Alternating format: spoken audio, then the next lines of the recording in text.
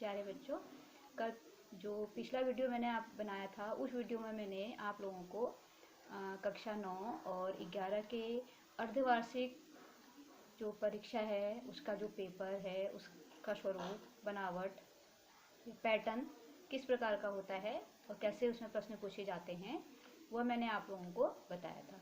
और तब मैंने आपसे ये भी कहा था कि मैं आपको अगली वीडियो में जो कक्षा 9 है और 11 है उसके महत्वपूर्ण प्रश्नों को भी आप लोगों को बताऊंगी। तो यहाँ पर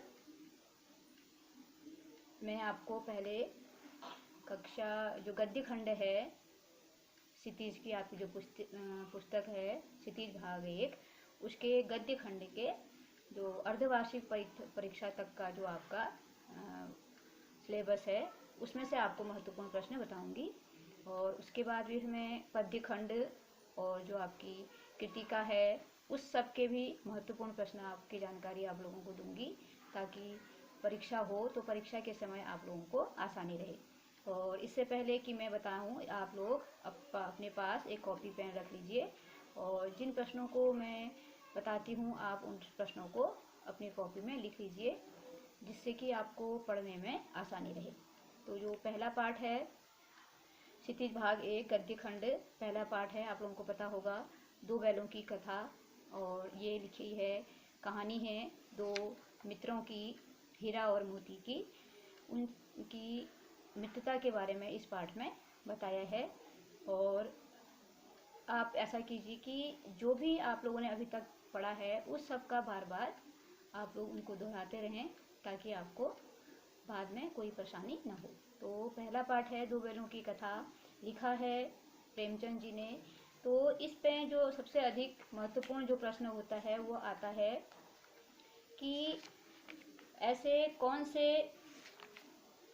जिस समय हीरा और मोती की गहरी दोस्ती थी, उन सबको आप बताइए कि ऐसे कौन कौन से, उन सबको उदाहरण के माध्यम से बताना है आप लोगों को कि किन चीज़ों से आपको लगता है कि हीरा और मोती में गहरी दोस्ती थी।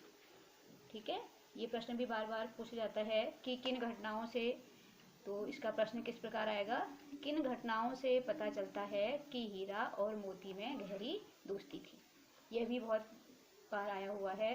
दूसरा इसका महत्वपूर्ण प्रश्न है, कांजी हाउस में कैद पशुओं की हाजिरी क्यों ली जाती होगी। तो इस पाठ में बताया गया है कांजी हाउस किसे कहा जाता है। कांजी हाउस जहाँ पर ऐसे पशुओं को रखा जाता है जो दूसरे के खेतों में जाकर फसल का नुकसान करते हैं, और जो लावारिस होते हैं जो दूसरे के खेतों में की फसल को हानि पहुंचाते हैं, उनको रखा जाता है, उसे कांजी हाउस कहा जाता है।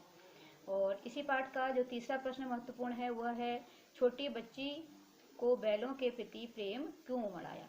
यह भी बहुत बार आया हुआ है। तो इसमें भी ये तीन प्रश्न बहुत महत्वपूर्ण हैं जो इस पाठ से अधिकतर आते हैं। ठीक है, तो इसी का जो दूसरा पाठ है वह है ल्हासा की ओर। ल्हासा की ओर लिखा है राहुल सांकृत्यायन जी ने। तो ल्हासा की ओर जो पाठ है उसमें राहुल सांकृत्यायन जी ने जो उनकी यात्रा थी नेपाल, उसके बारे में बताया है कि उस यात्रा के दौरान उन्हें किन कठिनाइयों का सामना करना पड़ा, वो वहाँ कैसे पहुँचे, कैसे उनको रहने का स्थान मिला, और वहाँ के संस्कृति के बारे में, वहाँ के लोगों के स्वभाव के बारे में इस पाठ में बताया है। तो ल्हासा है एक जगह का नाम है जो तिब्बत में एक जगह है ल्हासा, वहाँ की यात्रा का वर्णन राहुल सांकृत्यायन जी ने इस पाठ में किया है। तो यह जो पाठ है वह महत्वपूर्ण पाठ है। इसमें भी बहुत से ऐसे प्रश्न हैं जो हर बार दोहराए जाते हैं। जैसे इसमें एक महत्वपूर्ण पाठ है, तो इसमें एक है, लेखक लड़कोर के मार्ग से अपने साथियों से किस कारण पिछड़ गया। यह भी एक बहुत इम्पोर्टेंट प्रश्न है, महत्वपूर्ण प्रश्न है। और फिर आता है इसी का दूसरा, अपनी यात्रा के दौरान लेखक को किन कठिनाइयों का सामना करना पड़ा। तो लेखक की जो उस यात्रा के दौरान लेखक को कौन कौन सी कठिनाइयाँ हुई, इसका भी उनका सबका वर्णन यहाँ पर आपको करना पड़ेगा। तो ये जो महत्वपूर्ण प्रश्न है। फिर एक प्रश्न इसका और आता है, लेखक ने शेखर विहार में सुमति को उनके यजमानों के पास जाने से रोका, परंतु दूसरी बार रोकने का प्रयास क्यों नहीं किया? तो यह भी महत्वपूर्ण प्रश्न है। ठीक है, तो इसके अलावा आप लोग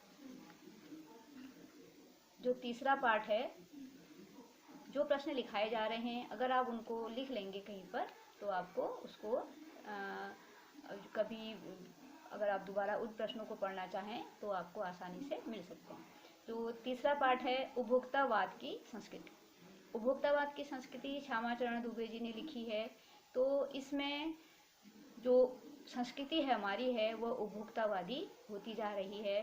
तो इसके क्या कारण हैं, उसका हमारे जीवन पर क्या प्रभाव पड़ता है, तो वह उपभोक्तावादी संस्कृति क्यों हमारी संस्कृति को धीरे धीरे खत्म करती जा रही है, तो यह सब श्यामाचरण दुबे जी ने इस पाठ में बताया है। तो उपभोक्तावादी संस्कृति का मतलब है उपभोग। हम लोग क्या करते हैं, वस्तुओं का उपभोग करते हैं और जैसा हम देखते हैं टीवी में, विज्ञापनों में, तो वैसा ही हम अपने जीवन में लाना चाहते हैं। तो वही इस पाठ में बताया है। तो इसका जो पहला महत्वपूर्ण प्रश्न है वह है, लेखक के अनुसार जीवन में सुख से क्या अभिप्राय है? लेखक के अनुसार जीवन में सुख से क्या अभिप्राय है, ये इसका पहला है। दूसरा है, आज की उपभोक्तावादी संस्कृति हमारे दैनिक जीवन को किस प्रकार प्रभावित कर रही है? तो ये दो। इसके अलावा इसी का तीसरा पार्ट में जो प्रश्न है वह है, गांधी जी ने उपभोक्तावादी संस्कृति को हमारे समाज के लिए चुनौती क्यों कहा है? तो प्यारे बच्चों, ये बहुत महत्वपूर्ण पाठ है। तो इसमें जो इसके प्रश्न हैं, अधिकतर प्रश्न बहुत महत्वपूर्ण हैं। तो इसमें से जो 3 प्रश्न हैं वह मैंने आपको बताए, यह पिछले परीक्षाओं में बार बार दोहराए गए हैं। अगला जो आपका पाठ है वह है सांवले सपनों की याद। सांवले सपनों की याद लिखा है जाबिर हुसैन जी ने।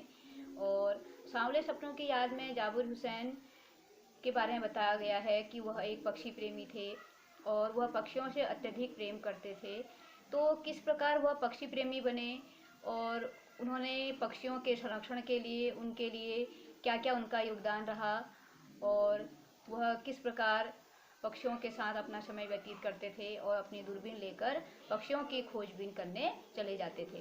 तो यह पाठ जो है सांवले सपनों की याद जाबिर हुसैन जी के जीवन के बारे में है।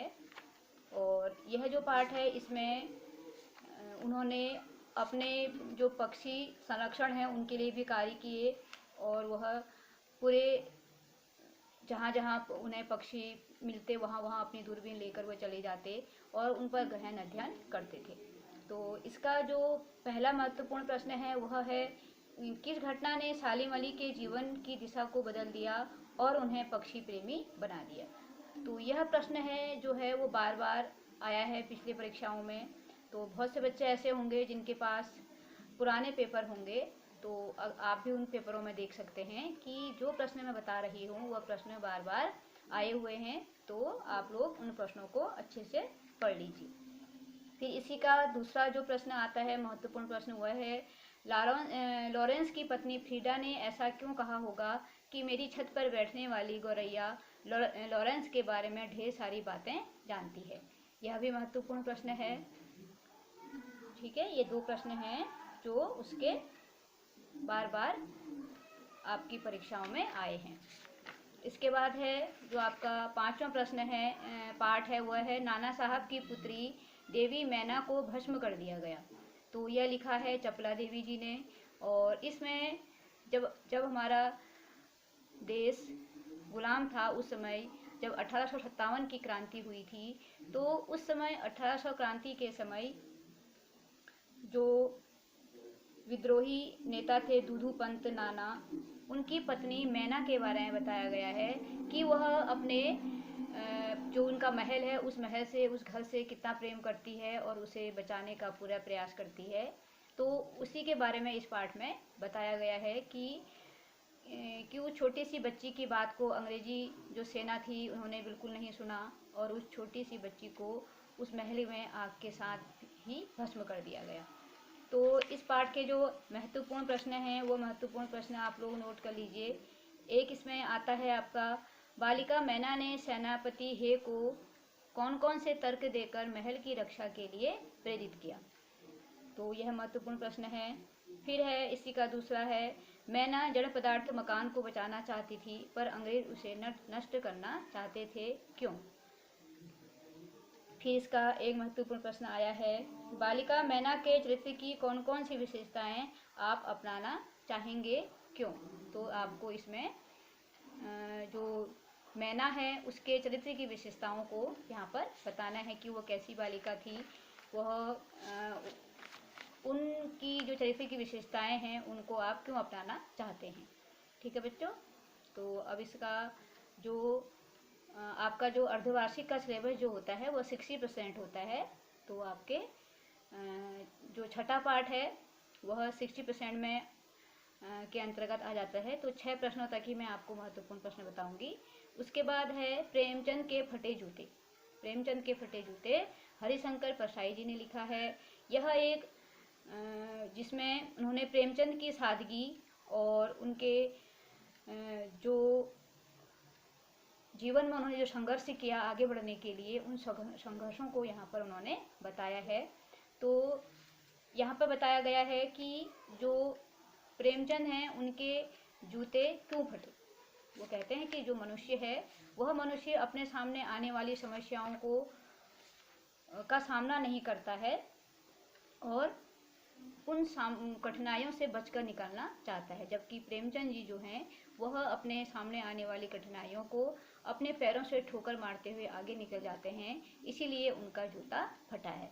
तो कठिनाइयों को यहाँ पर एक मुश्किलों का जो टीला होता है पहाड़, उसका पर्याय बताया गया है। तो इसमें जो प्रश्न महत्वपूर्ण हैं वह प्रश्न आते हैं आपके कि हरिशंकर परसाई ने प्रेमचंद का जो छवि चित्र हमारे सामने प्रस्तुत किया है उससे प्रेमचंद के व्यक्तित्व की कौन कौन सी विशेषताएं उभर कर आती हैं। तो यहाँ पर आपको प्रेमचंद के चरित्र की विशेषताओं को बताना है कि उनके चरित्र की कौन कौन सी विशेषताएं यहाँ पर हैं। इसके अलावा एक महत्वपूर्ण प्रश्न और आता है, पाठ में टीले शब्द का प्रयोग किन संदर्भों को इंगित करने के लिए किया गया होगा। तो आपको यहाँ पर बताना है कि टीले शब्द का प्रयोग किस चीज़ में किया गया। मैंने अभी बताया टीले कहा गया है कि हमारे सामने जो भी विकास में जो बुराइयाँ हमारे देश के विकास में बाधक होती हैं उन सबको उन्होंने एक जो बाधा उत्पन्न करते हैं देश के विकास के लिए, उन सबको टीला कहा गया है। तो जो प्रेमचंद हैं उन टीलों में अपने जूते से ठोकर मारकर आगे निकल जाते हैं। ठीक है प्यारे बच्चों, तो मैं इस वीडियो में मैंने आपको गद्य खंड के जो आपके अर्धवार्षिक परीक्षा का जो आपका सिलेबस है उसके जो महत्वपूर्ण प्रश्न हैं पार्ट 6 तक उनको बताया है। आप लोग इनको अच्छे से याद कर लेंगे तो आपके परीक्षाओं के लिए यह बहुत अच्छा रहेगा।